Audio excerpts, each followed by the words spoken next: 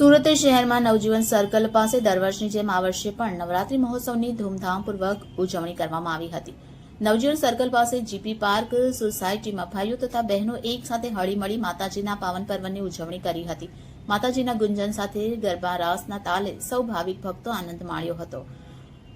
અષ્ટમીના શુભ દિવસે 108 દીવાની આરતીનું આયોજન કરવામાં આવ્યું હતું, સાથે પૂજા અર્ચના કરવામાં આવી હતી અને સોસાયટીના લોકો દ્વારા માતાજીની આરતી ઉતારી આશીર્વાદ મેળવવામાં આવ્યા હતા। રાસ ગરબા પૂર્ણ થયા બાદ સૌને પ્રસાદ રૂપે નાસ્તાની વ્યવસ્થા કરવામાં આવી હતી અને આ કાર્યક્રમને સફળ બનાવવા માટે સોસાયટીના તમામ રહેવાસીઓએ એકતા અને સૌહાર્દથી યોગદાન આપ્યું હતું। આ પ્રસંગે સોસાયટીમાં આનંદ અને ભક્તિનો માહોલ છવાઈ ગયો હતો તથા માતાજીના જયઘોષથી સમગ્ર પરિસર ગુંજી ઉઠ્યું હતું।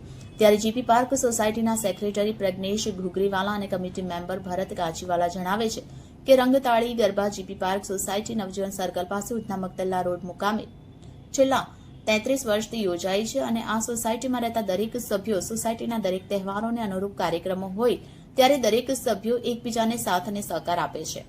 જીપી પાર્ક સોસાયટીમાં નવરાત્રી દરમિયાન રોજે રોજ નાસ્તાની વ્યવસ્થા રાખવામાં આવે છે અને સોસાયટીની દરેક બહેનો અને બાળાઓ કોઈપણ ડોમમાં ગરબા રમવા માટે જતા નથી। સોસાયટીના દરેક સભ્યો અને પ્રેસિડેન્ટ અને એમની પૂરી ટીમ પણ ખૂબ જ સરસ કાર્ય કરે છે।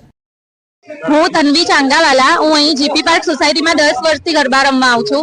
હું પહેલા એસી રૂમમાં જતી હતી, એના કરતા વધારે મને અહીંયા શેરી ગરબામાં મજા આવે છે।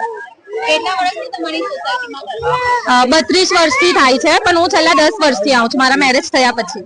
કેટલા વાગ્યા સુધી અમે 2 વાગ્યા સુધી અહીંયા ગરબા રમીએ છીએ અને નાસ્તા પાણી દરરોજ હોય છે અને બહુ જ મજા આવે છે અમને દરરોજ।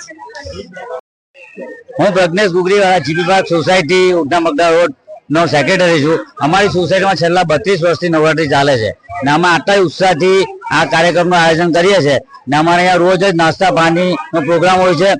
બધા ખૂબ ઉત્સાહપૂર્વક એમાં ભાગ લે છે ને બધાનો પૂરેપૂરો સાથ સહકાર છે અમારે અહીંયા ને આ કાર્યક્રમમાં વર્ષો સુધી ચાલુ રાખવાના છે ને અમે એવી આશા રાખીએ કે હજુ વધારે લોકો આમાં પાર્ટિસિપેટ કરે।